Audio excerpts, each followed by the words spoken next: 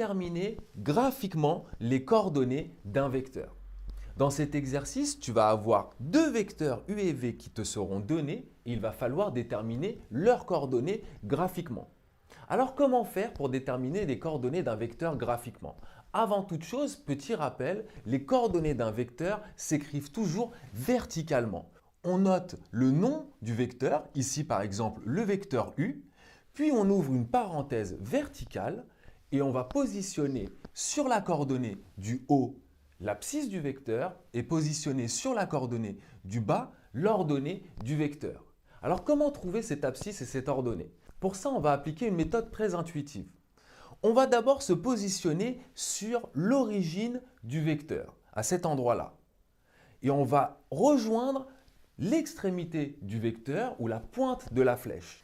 Mais attention, on ne va pas suivre le déplacement suivant les vecteurs, mais on va uniquement effectuer des déplacements horizontaux ou verticaux. Alors allons-y pour le vecteur u. On se positionne donc à l'origine du vecteur. On va donc effectuer un déplacement de 2 unités horizontalement vers la gauche, puis de 3 unités vers le haut, verticalement, afin de rejoindre la pointe du vecteur ou l'extrémité du vecteur.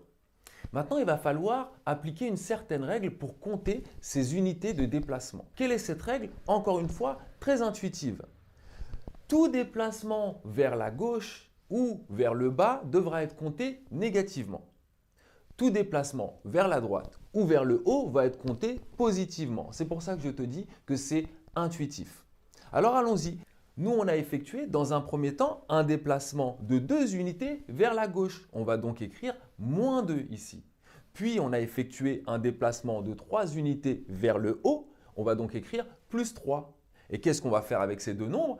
Tout simplement, le déplacement horizontal, on va le positionner pour l'abscisse du vecteur.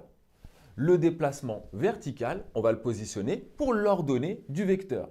On obtient donc ainsi les coordonnées du vecteur qui sont tout simplement u a pour coordonnées -2, 3. Voilà. On réessaye avec le vecteur v? Allons-y. On se positionne sur l'origine du vecteur v. On va d'abord effectuer un déplacement horizontal. De combien d'unités? D'une seule unité. Vers où? Vers la droite, que l'on va donc compter positivement. Je vais donc tout de suite écrire +1 ici. Ensuite, on va effectuer un déplacement de 4 unités et vers le bas. On va donc compter ça négativement. On va donc écrire -4 à côté. Je vais donc prendre +1 que je vais positionner pour l'abscisse de mon vecteur v. Et je vais prendre -4, le déplacement vertical cette fois, que je vais positionner pour l'ordonnée de mon vecteur v. Et j'obtiens ainsi les coordonnées de mon vecteur v. Voilà tout simplement les coordonnées du vecteur u et les coordonnées du vecteur v. On se retrouve pour le prochain exercice corrigé. À bientôt.